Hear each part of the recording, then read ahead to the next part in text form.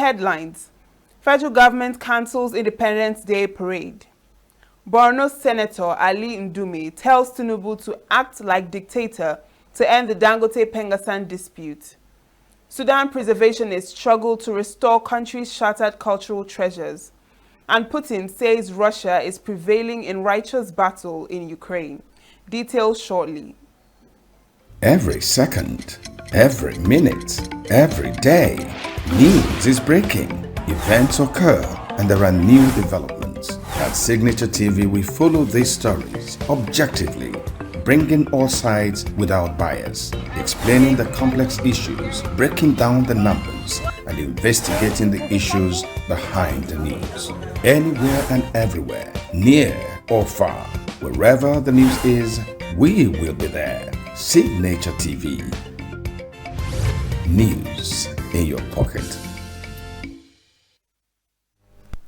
The Secretary to the Government of the Federation, George Akume, says Nigerians are beginning to witness positive outcomes from the economic reforms of President Bola Tinubu's administration. Akume, who stated this in a World Press conference in Abuja to mark Nigeria's 65th independence anniversary, noted that the reforms, though tough, were necessary to stabilize the economy, restore investors' confidence, and lay the foundation for long-term growth. Under the visionary leadership of President Bola Ahmed Tinubu GCFR, the Renewed Hope Agenda has become the guiding framework for transforming Nigeria. It is an agenda that speaks to national rebirth, inclusivity, and sustainable progress, thereby providing hope for our people, especially the youth, who represent the future of this nation. Through our mandate, we provide the institutional backbone that drives programs and initiatives designed to make the Renewed Hope Agenda not just a slogan, but a lived reality for Nigerians. We are all aware of the economic reforms initiated by this administration. They are bold and imaginative, but sometimes difficult, but necessary steps aimed at stabilizing our economy, restoring investor confidence, and laying a foundation for long-term growth. Already, we are witnessing positive results. Inflationary pressures are beginning to ease. Foreign investment inflows are showing renewed interest. Job creation initiatives are expanding opportunities for our youth. Akume said the social intervention programs of the administration are being strengthened to cushion the effects of the reforms on the vulnerable, and that administration committed to a framework for national rebirth, inclusivity, and sustainable progress, particularly for the youth. He stated that the independence anniversary with the theme, Nigeria at 65, all hands on deck for a greater nation, was a reminder that the responsibility of building the country rested on both government and citizens, including those in the diaspora. And social intervention programs are being strengthened to cushion the effects of reforms on the vulnerable groups. A journey from 1960 to this moment has been marked by triumphs and trials, moments of joy and of testing.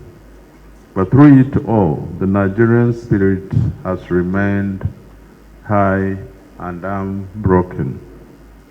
We have endured challenges in governance, economy, security, and social cohesion. Our true strength lies in our capacity to consistently rise after every storm, to rebuild after every setback, and forge ahead with resilience and faith in our destiny as a nation. Meanwhile, the federal government has cancelled the parade earlier scheduled for Nigeria's 65th Independence Day on Wednesday, October 1st. The announcement was made by the Office of the Secretary to the Government of the Federation, apologized for any inconvenience that may be caused by the cancellation. The statement explained that despite the cancellation, other activities, including the presidential broadcast, cultural events, and the National Campus Debate finale, will go ahead as planned. The federal government had earlier declared Wednesday, 1st October 2025, as public holiday to commemorate Nigeria's 65th independence anniversary. The Minister of Interior, Dr. Olubunmi Tunji-Ojo, who made the declaration on behalf of the federal government, congratulated all Nigerians, both at home and in the diaspora, on the historic occasion. Dr. Tunji-Ojo, in the statement signed by Permanent Secretary in the Ministry, Dr. Magdalene Ajani, on Monday, enjoined citizens to continue to uphold the patriotic spirit, unity, and resilience that have sustained the nation since independence in 1960. He urged Nigerians to further keep faith in the renewed hope agenda of President Bola Tinubu, which he said is anchored on national rebirth, economic transformation, and collective prosperity. The minister expressed confidence that with the cooperation of all Nigerians, the country will continue to grow stronger in peace, progress, and development. He wished Nigerians a happy and memorable 2025 Independence Day celebration. Nigeria's 65th independence anniversary, which comes up on Wednesday, is not going to be just fanfare. Senior government officials at a press conference in Abuja on Monday said the anniversary will be an occasion to rally all hands to push the nation to its destiny of unity and progress. Correspondent Chimezie Nzedimma reports. The Interministerial Committee on Nigeria's 65th Independence Anniversary hosted the press conference at the National Press Center, Radio House, Abuja, with the theme Nigeria at 65, all hands on deck for a greater nation. Officials said the anniversary celebration is both a celebration and a challenge. Minister of Information and National Orientation, Mohammed Idris, described Nigeria at 65 as a nation of resilience, pointing to reforms which are driving growth in trade, infrastructure, education, health, and energy. He noted that the federal government's policies are already easing inflation, strengthening the currency, and boosting opportunities for young people. Under the Renewed Hope agenda and its 8 priority areas, President Bola Ahmed Tinubu is laying the building blocks for a national renewal anchored on prosperity, peace, and unity. At this point in time, our collective participation in nation building is critical in the sustenance of the progress being made. That is why the theme of this year's 65th anniversary is All Hands on Deck, a direct and heartfelt call to all Nigerians and our friends and partners around the world to show understanding and to commit to supporting these landmark reforms. Secretary to the Government of the Federation, Senator George Akume, echoed the theme of shared responsibility. He reminded Nigerians that independence is more than a ceremonial date, but a moment to recommit peace, unity, and progress. It reminds us that the responsibility of building a greater Nigeria is not the task of government alone, but a responsibility for every citizen, comprising the youth and elders, men and women, public servants and private entrepreneurs, farmers and professionals, teachers, military and paramilitary, traders and artisans, as well as those at home and in the diaspora. All hands must indeed be on deck for us to realize the Nigeria we envision, which is a nation united in purpose, love, rich in diversity, and resolute in progress. Activities lined up for the anniversary include a national campus debate finale on October 3rd and the President's Independence Day broadcast on October 1st. As directed by Mr. President, This is designed to be a low-key activity. Already, it commenced with the special prayer at the National Mosque last Friday, followed yesterday by the National Ecumenical Center, the Christian Church service. We are doing this World Press Conference today, and we expect that on Wednesday, Mr. President will address the nation. Then on the 3rd of October, there will be an unveiling of the National Values Charter and the finals of the National Campus Debate. These are some of the activities that are lined up for this year's Independence Anniversary. The consensus from the World Press Conference is clear. Nigeria's independence celebration is not just about looking back, but also about building forward with every citizen playing a part. Chimeze Izadima reporting for Signature TV News. The Interministerial The Edo State Governor, Monday Okpebolo, has approved the establishment of the Edo State Lottery Regulatory Commission as a central regulatory body for all lottery, gaming and related activities within the state. A statement by the Secretary to the State Government, Umar Musa Ikilo, said the primary objectives are to provide a legal and institutional framework for regulating lottery and gaming operations in Edo State, ensure transparency, accountability, and integrity in the conduct of lottery activities. Ikilo said the commission is also to safeguard the interests of participants and the general public by enforcing fair play and responsible gaming standards, in addition to generating revenue for the state through well-structured licensing and regulation of gaming operators. He said the governor has also approved the appointment of a 5-member board to run the affairs of the commission, with Frank Okiye as chairman and Habibat Yakubu as secretary, with the names already forwarded to the Edo State House of Assembly for consideration and confirmation. The initiative, he said, reflects the government's commitment to creating a well-regulated gaming industry that protects consumers, enhances investor confidence, and contributes to the socio-economic development of Edo State. The National Industrial Court, Abuja, on Monday, restrained the Petroleum and Natural Gas Senior Staff Association of Nigeria from its industrial action against Dangote Petroleum Refinery and Petrochemicals, FZE. In his brief ruling on the ex-parte application brought by Dangote Refinery, the presiding judge, Justice Emmanuel Subilim, barred the defendants from halting crude oil and gas supply to the Dangote Refinery. Justice Subilim held that the balance of convenience was in the favor of the applicant, as the continuation of the industrial action will irreparably damage its business and undermine the provision of essential services to the Nigerian public.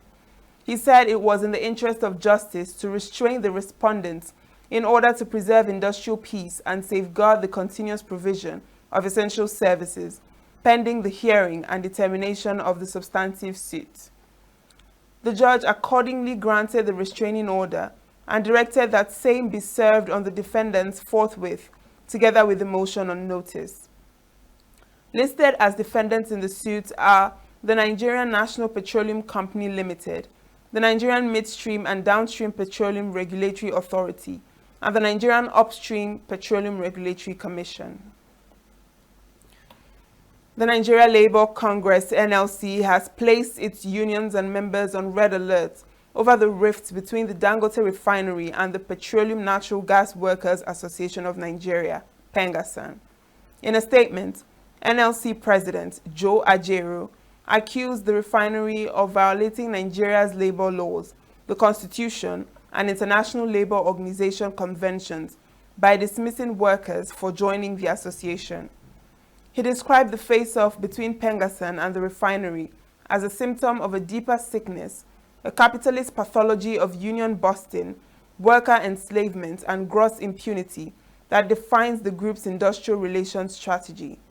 Ajero alleged that Dangote Group has operated for too long as a state within a state, flouting Section 40 of the Nigerian Constitution, violating ILO Conventions 87 and 98, and treating the national labor laws with contempt. Their facilities are not workplaces, but plantations of exploitation, where the dignity of the worker is systematically crushed to maximize profits for the few. He therefore requested a total mobilization of all unions and workers and affiliate unions in preparation for a vigorous and comprehensive unionization of all workers within every Dangote Group facility.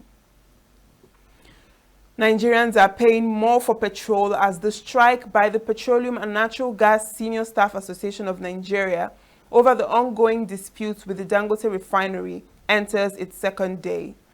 Fuel prices in some states and cities in Nigeria have recorded slight increases of between 900 naira and 1,000 naira.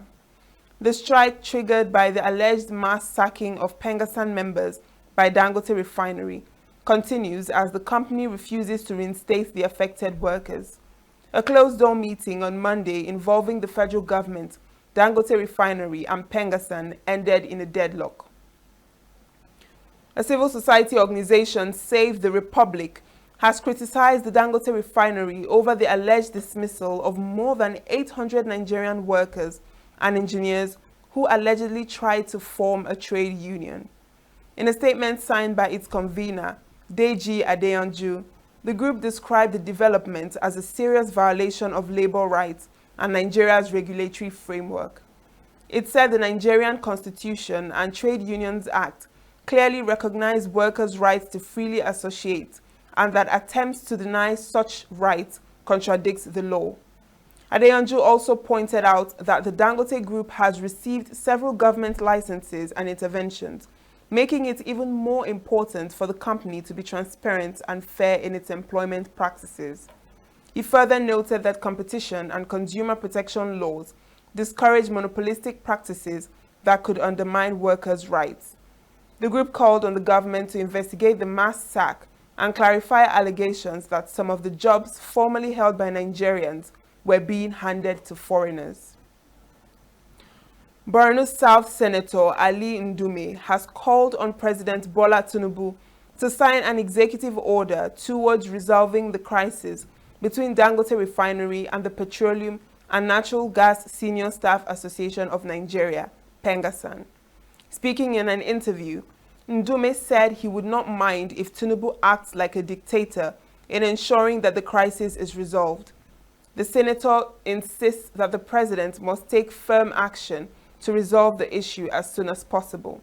He accused Pengasan of serving private interests rather than that of the public. Ndume said he has long opposed so-called unionism that prioritizes the benefits of a few individuals at the expense of the country. Up ahead, ASU issues 14-day ultimatum to federal government over unresolved issues. Police begin probe into murder of a Rise TV anchor. Details of these and more after the break.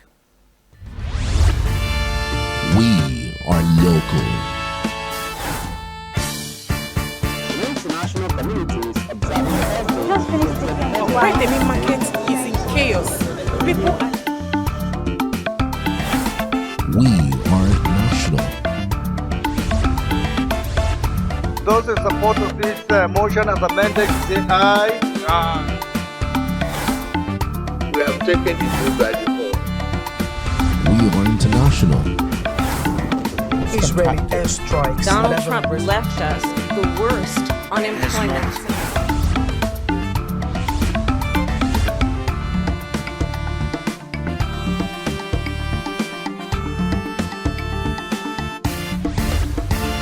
Signature TV, news in your pocket. The Academic Staff Union of Universities has issued a 14-day ultimatum to the federal government following a National Executive Council meeting of the union held at the University of Abuja. The national president of ASU, Professor Chris Piwuna, made this known in a statement he personally signed and made available to journalists in Abuja.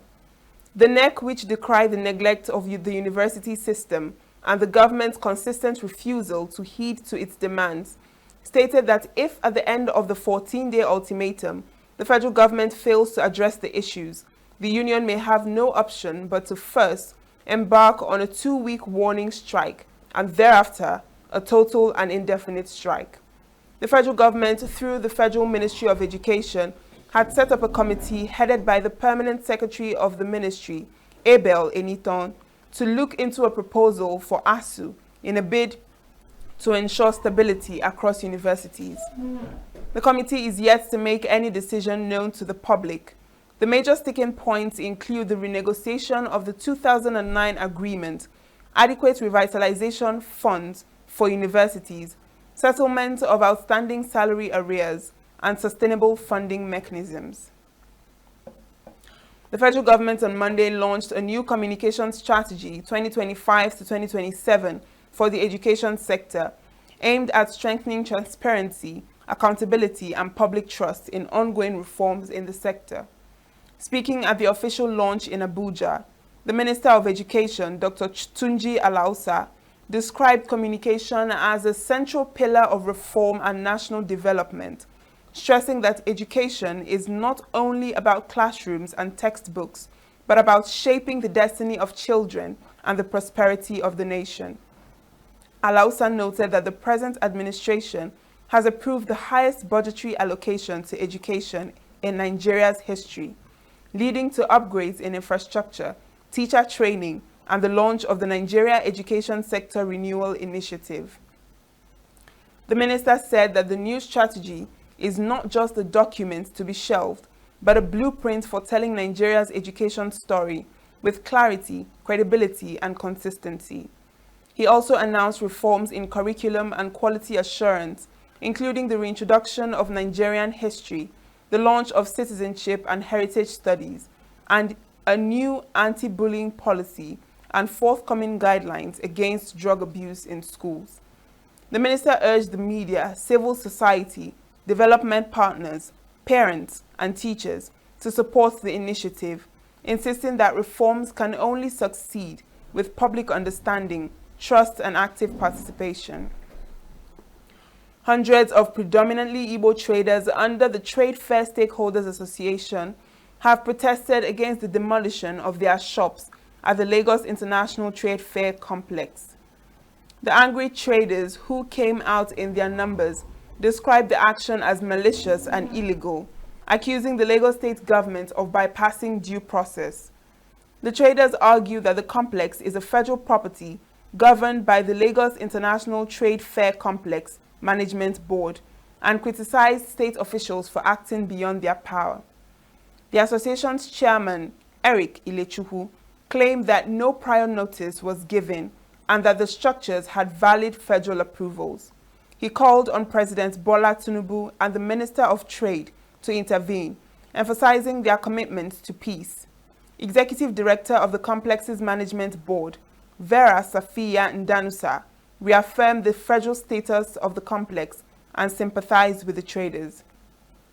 Over 19 buildings at New Mandela Plaza were demolished under heavy security, with officials allegedly preventing documentation of the incident.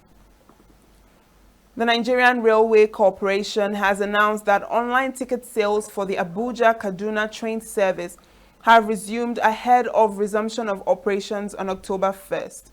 In a statement issued Tuesday in Lagos, the Chief Public Relations Officer for the corporation, Callistus Unyimadu, encouraged passengers to book their tickets via the official website or at designated train stations.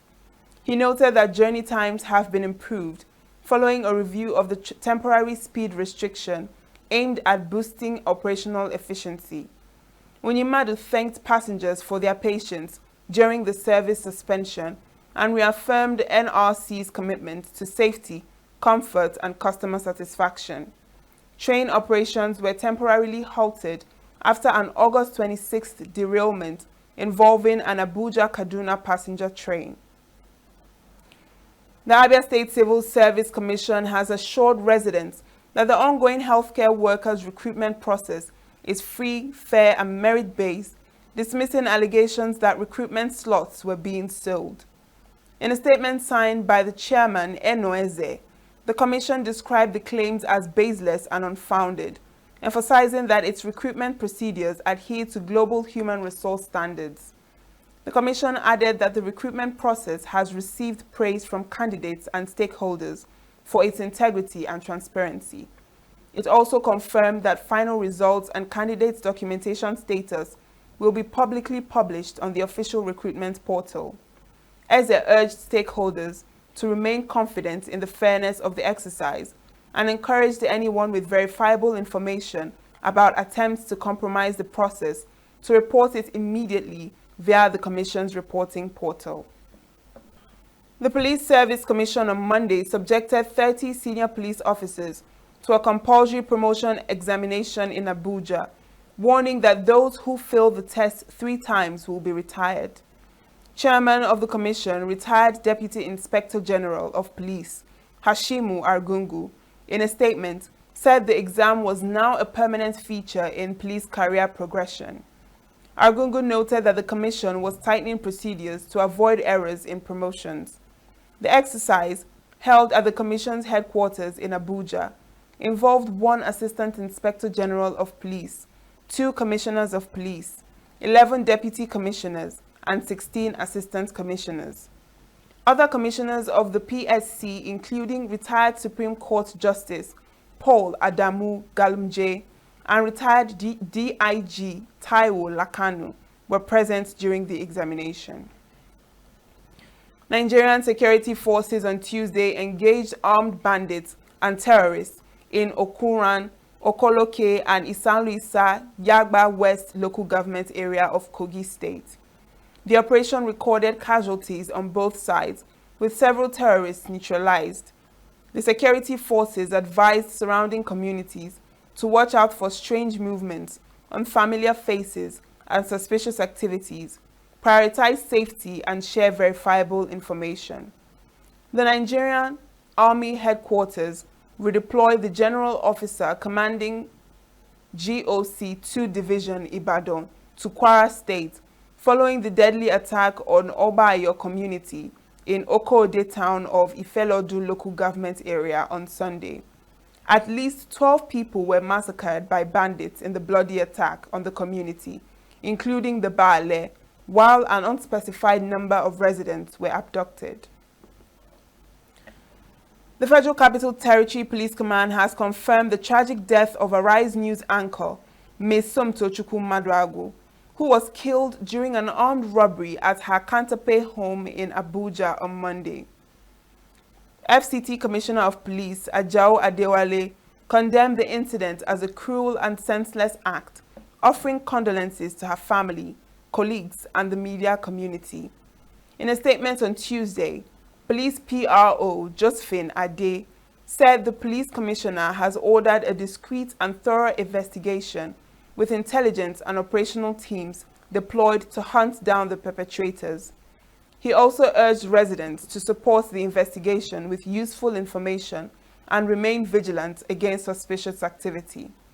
Maduagu's killing adds to a disturbing trend of violent attacks on journalists in Abuja.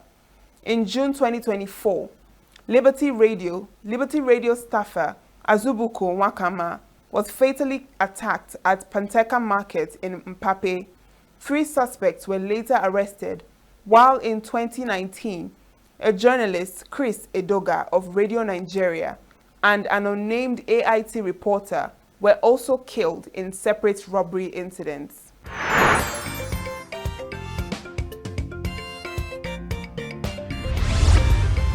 Signature TV, news in your pocket. Amid shattered glass and bullet casings, broken statues and pottery lie scattered inside Sudan's National Museum, just steps from where blue and white Nile meet in Khartoum. After 2 years of civil war that killed tens of thousands and displaced millions, Sudan's army pushed the paramilitary Rapid Support Forces out of the capital this spring. But the damage is vast. Looters ransacked museums, and fighting destroyed heritage sites across the country. Preservationists are now combing through the wreckage, trying to salvage what's left.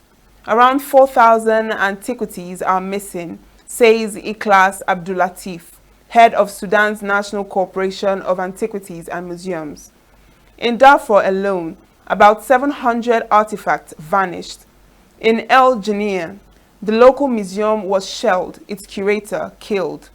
Many stolen pieces are believed to have been smuggled into neighboring countries, as has happened before in conflict zones like Iraq, Syria, and Libya. Restoring Sudan's museums would cost up to $100 million, money the war-torn nation doesn't have. The museum was extremely damaged. A lot of artifacts were stolen that are very, very important for us. Any piece in the museum here speaks of, it has a story, all the pieces are important. But what was stolen was extremely important for us, as archaeologists. We have a number of pieces that were stolen from storage rooms and the main storeroom. In addition to the exhibits in the storage rooms, this tomb is a model for the post-Mero period, ancient kingdom in Sudan. It included authentic pieces, and as you can see, it was destroyed. The temples were impacted by the war, and the impact was major. It appeared in the building's roofs and the external glass surrounding the temple. We, as the team in the General Authority of Antiquities and Museums, are working on conducting some maintenance with very limited resources. We urge specialized authorities or the Ministry of Culture and Media to give us a helping hand in order to finish the renovation of the temples. We used to have nearly 45 archaeological missions working in the archaeological field in Sudan before the war. After the war, unfortunately, there are no archaeological missions working in Sudan. All the missions stopped because of the war. We hope, God willing, the missions come back and continue their work in Sudan. Russian President Vladimir Putin said on Monday that Russian forces are prevailing in what he said was a righteous battle in Ukraine. Russia launched a full-scale invasion of Ukraine on February 24, 2022, calling it a special military operation to demilitarize and denazify its neighbor. Kyiv and its allies say the invasion is an unprovoked imperialistic attempt to grab land. The war has no end in sight despite US President Donald Trump's diplomatic efforts to bring the conflict to an end, including separate summits with Putin, Ukrainian President Volodymyr Zelensky, and other European leaders. This plan falls in U.S. President Donald Trump and Israel's favor. They have interests in Gaza. They want to win Gaza in any way possible. There's gas in Gaza. They want to turn Gaza into Trump resorts, and Trump, wants to finish his plan. And all these complications are from Trump and Israeli Prime Minister Benjamin Netanyahu, and if they wanted to solve the war, they would have solved it a long time ago. We are the victims here. The whole world is watching us today as we get slaughtered. No one is standing with us, and all this is in favor of the Jews, Israelis, and the whole world today are serving Israel. This delegates all of the rights of the Palestinian people, it ends the Palestinian cause, and at the same time will end the Palestinian population and what's left of it. Dear friends, citizens of Russia, I extend my heartfelt congratulations on this holiday, the day of reunification of the Donetsk and Lugansk People's Republics, and the Zaporizhia and Kherson regions with our large, united country. 3 years ago, in referendums held in Donbass and Novorossiya, millions of our compatriots freely and independently chose their future. They fulfilled a dream cherished for many years and made a momentous, historic decision to be with their fatherland, with Russia. Today, to protect this choice, our fighters and commanders go on the attack, and the entire country, all of Russia, is waging this righteous battle and working hard. Together we are defending our love for the motherland and the unity of our historical destiny. We are fighting and we are prevailing. On this holiday, in the year of the Defender of the Fatherland, I wish to address special gratitude to the soldiers and officers, the true heroes of our time. Thank you for your loyalty to the motherland, for your courage and valor, and for the dedication you show every day in your demanding military service. I am confident that thanks to you, Russia's security will remain reliably assured and that long-awaited and lasting peace will return to the heroic land of Donbass and Novorossiya. Russia controls nearly 114,500 square kilometers, or 19% of Ukraine, including Crimea, and a major chunk of territory in the east and southeast of the country, according to open-source maps of the battlefield. Part of a reparations loan to Ukraine, proposed by the EU Commission and backed by frozen Russian assets, would be allocated for defense procurement within Europe, European Commission President Ursula von der Leyen said on Tuesday. Von der Leyen said the proposal does not involve seizing the frozen assets. Ukraine would pay the loan if Russia would pay reparations.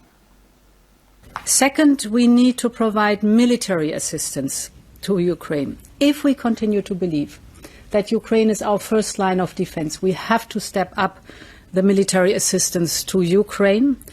Therefore, concretely, we have agreed with Ukraine that a total of 2 billion euros will be spent on drones now.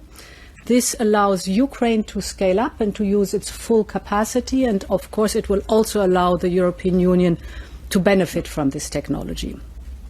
However, we need a more structural solution for military support, and this is why I have put forward the idea of a reparations loan that is based on the immobilized Russian assets.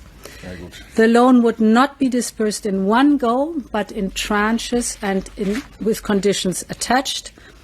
And we will strengthen our own defense industry by ensuring that part of the loan is used for procurement in Europe and with Europe. Importantly, there is no seizing of the assets. Ukraine has to repay the loan if Russia is paying reparations. If Russia is paying reparations, the perpetrator must be held responsible. Europe must deliver a strong and united response to Russia's drone incursions at our borders, and that is why we will propose immediate actions to create the drone wall as part of the Eastern Flank Watch. We must move together forward with Ukraine and with NATO. Palestinians living in makeshift camps near the sea in central Gaza expressed on Tuesday their disappointment over U.S. President Donald Trump's recent Gaza peace plan. Displaced from northern Gaza, Nabil Awad said the plan only serves U.S. and Israeli interests. U.S. President Donald Trump promised yesterday that there will be peace. He said that there will be peace and the hostages will be released. But we as Palestinian citizens, where are we in this equation? Who is going to solve our situation? Who is going to save us from these Zionist crimes? Who is going to save us? If they release all the hostages at once, then we are finished, we are completely done, we will have no life left. Also the story of handing over the hostages while they still occupy Gaza, and U.S. President Donald Trump is planning on how he can take a hold of Gaza and turn it into resorts and touristic areas. The White House released a 20-point document that called for an immediate ceasefire, an exchange of hostages held by Hamas for Palestinian prisoners held by Israel, a staged Israeli withdrawal from Gaza, Hamas disarmament, and a transitional government led by an international body. It was not immediately clear whether the Trump administration and Israel had resolved all their differences, including over the possibility of a future Palestinian state, which Netanyahu has forcefully rejected, and any role for the Palestinian Authority in post-war governance of the enclave. South Korean amusement park in Everland on Tuesday attracted visitors with a themed zone decorated with characters from the Netflix animated film K-pop Demon Hunters. Hundreds of people, including people in costumes of K-pop idols, were seen waiting in line in front of a gate decorated with Korean traditional roof tiles and derpi, a blue tiger from the film, while enjoying Korean snacks and cup noodles. Drawing immense acclaim from critics and audiences alike, the summer streaming hit is currently the most watched Netflix original animated film. Afghanistan's internet and mobile telephone services were down nationwide on Tuesday, residents and monitoring services said, but the Taliban administration offered no immediate explanation. In the past, the Taliban have voiced concern about pornography online, with authorities having cut fiber optic links to some provinces in recent weeks, as officials cited morality concerns. NetBlocks, an international internet access monitoring organization, said the internet was disconnected in phases. Residents in Vietnam's Nguyen province waded through waist-deep floodwaters on Tuesday salvaging belongings and moving household appliances after Typhoon Boiloy tore through the region. Many of the homes were partially submerged, with furniture and appliances left soaked by the flooding. We are trying our best to clear the roads for the public. We are working fast to restore the flow of traffic. All of us have been on duty from 10 p.m. last night until now. This storm made the flood water rise up very fast, in the middle of the night too. The deepest places are under 130 to 140 centimeters of water, while other places are a bit less. But every house here is flooded. Vietnam's death toll from Typhoon Boiloy rose to 19, with another 21 people still missing, the government said on Tuesday, making it the most devastating storm to hit the country this year, as heavy rains caused severe flooding in Hanoi and across northern provinces. Indonesian rescuers were racing on Tuesday to find 38 people feared trapped beneath the rubble of an Islamic boarding school that collapsed in East Java, killing 3, according to disaster officials. 99 survived Monday's collapse at the Al-Khozini boarding school in Sidoarjo, a town about 780 kilometers east of Jakarta, according to Mohamed Siafi, head of Indonesia's search and rescue agency. Nanang Sigit, the number of students that were on the site were one official for fear of causing the remaining structure to collapse. The number of students that were on the site were 140, and we've evacuated 102, so there are still 38 stuck under the rubble of the collapsed building. Of course, at the moment we are still considering the missing as alive, so we're focusing our search and evacuation efforts on creating access to the first level of the building to reach the victims. Today, our target is rescuing one victim who's able to communicate verbally with us. However, to reach this target we need to prioritize safety. Our challenge with collapsed buildings are the instability of the building materials, which could collapse again on survivors or even rescue teams. Recently we've been able to access through a larger hole and were able to reach a survivor, but we still can't get them out, so we'll continue our rescue efforts throughout the day. Saudi Pro League side Al Hilal secured a late 3-2 win over Uzbek host Nasaf to maintain their perfect start to the Asian Champions League holders. Al Ahly drew 2-2 with Al Duhail in Doha on Monday. Matthias Jaisil, Saudi. And that's the news this hour. I am Uchenna Chimdi Olwoha. Thanks for watching.